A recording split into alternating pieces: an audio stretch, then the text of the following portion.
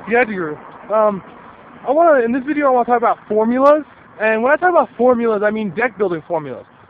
Now sometimes players try and use formulas to build a deck, and you know what I mean when I say, basically a good example is a player will say, well, I'm going to have 15 monsters, 15 spells, and 10 traps, or something to that effect.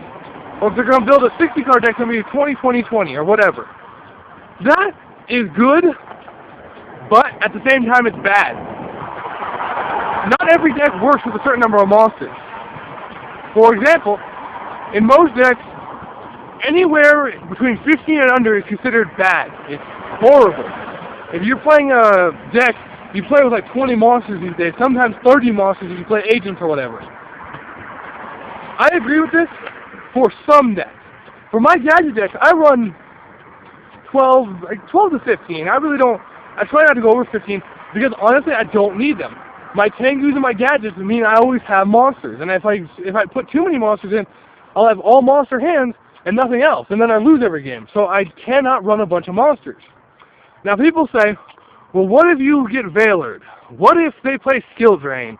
All this other random bullshit. Well, I ask you the same thing when you're playing fucking like agents or whatever. What if someone falls Falsadina? You're fucked. This is how it is. You play around it. That's all you can do. So stop trying to say, what if they do this? What if they do that? It doesn't work.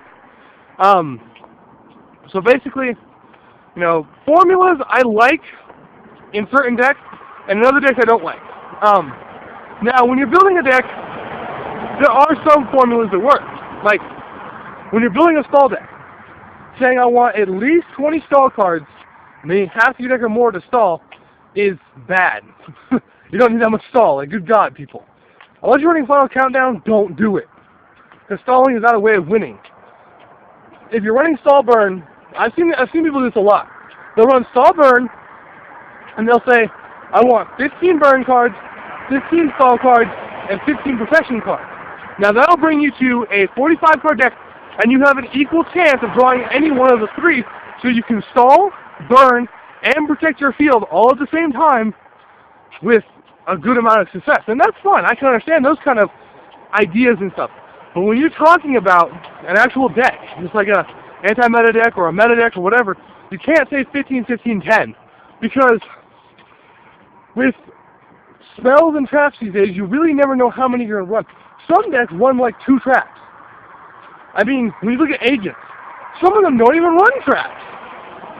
I know we have one agent player at our locals right now who, he's always in the top. Like, he's just always there. He's an XO or X1. He's always there in the top. And he runs 2 traps. 2 Call of the Haunted. Nothing more. Nothing else.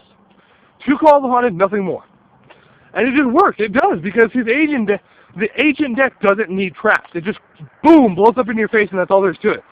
He uses spells and monsters. That's it. Double Call of the Haunted is more than he could ever want.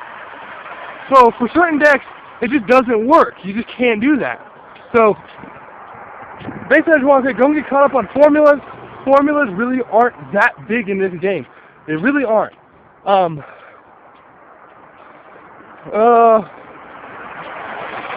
had something else I wanted to say, but now it escaped my mind. So next video when I remember it, I suppose.